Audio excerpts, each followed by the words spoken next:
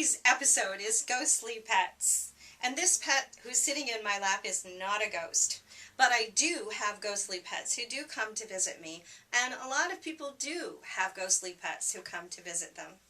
This is Cambridge. And Cambridge is an adopted cat who came with his name. Also in this house, there is a dog in spirit whose name is Bandit. There is a cat named Trust. There is a cat named Tigger, one named Calico, and one named Tasha who come and go. And I think that's it for this house.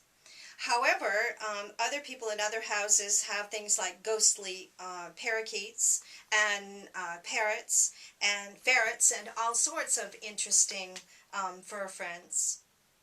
My experience with ghostly pets is that they just want you to know that they're still connected with you and that they still care about you. When people pass into spirit, and I've been at the deathbeds of several family members who have passed, when people pass into spirit, very often their fur friends come from the other side to go with them, to walk with them when they pass into spirit.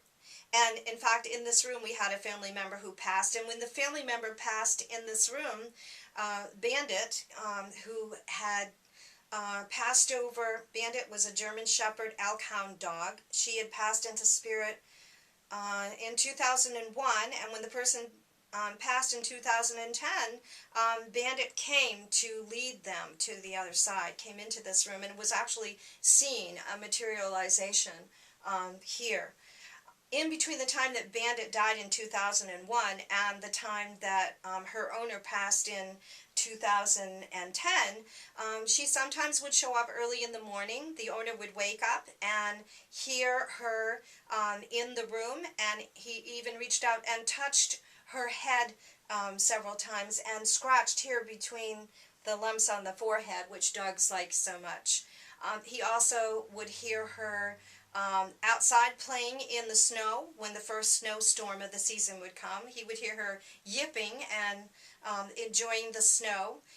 And this was because this dog really loved her owner so much that she wanted them to know that she was still around. Also, in this house, the cat Trust runs down the hallway and jumps on my bed.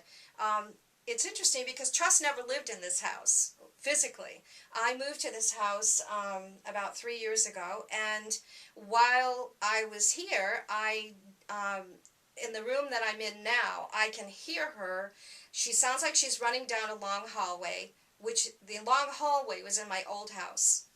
And I lived in 2 other houses in between that house and this house, but I still hear her run down that long hallway and jump up on my bed, and my bed springs make a noise like she is on the bed with me, but physically I cannot see her. Although there are times when I have woken and it seemed like I could feel her underneath my hands. So ghostly pets, and actually the pets that I'm talking about in this case weren't ghosts because their spirits have passed to the other side and they've come back. When you see a ghostly pet, it is someone who, I call all animals someone. A ghostly pet is a ghost because there is some unfinished business usually that has to do with the owner of the ghost. I don't usually see ghostly pets. I do see ghostly spirits, and I do sometimes see a replay of an animal outside. However, I have the opportunity to go up to New Gloucester to a barn that is supposed to be haunted by a horse. I will be doing that investigation next month, and we will have the opportunity to talk with the spirit and see why that animal appears to still be there in the barn. If it's not a residual energy, we won't know till we get there what exactly is going on. So it's easy to communicate with your pets by thinking your thoughts in pictures, and your pets will think picture thoughts back to you if you're open to that process, whether they're here in physical bodies or whether they're here in spirit.